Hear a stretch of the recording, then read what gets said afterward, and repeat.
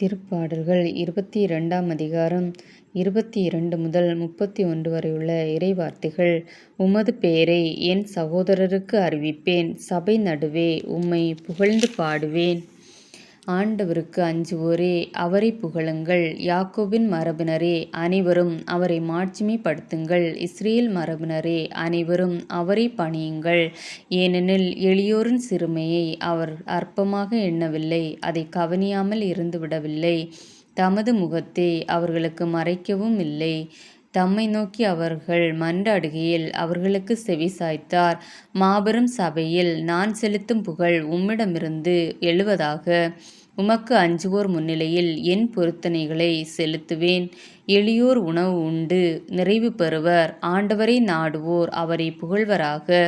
அவர்கள் இதயம் என்றென்றும் வாழ்வதாக. பூவுலகின் கடை எல்லை வரை உள்ளோர் அனைவரும் இதை உணர்ந்து ஆண்டவர் பக்கம் திரும்புவர். பிற இனத்து குடும்பத்தார் அனைவரும் அவர் முன்னிலையில் விழுந்து பணிவர்.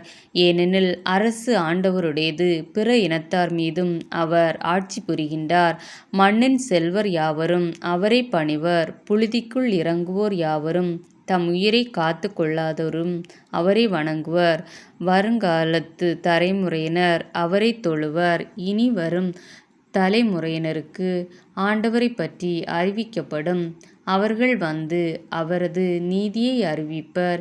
இனி பிறக்கப் போகும் மக்களுக்கு இதை அவரே செய்தார் என்பர்.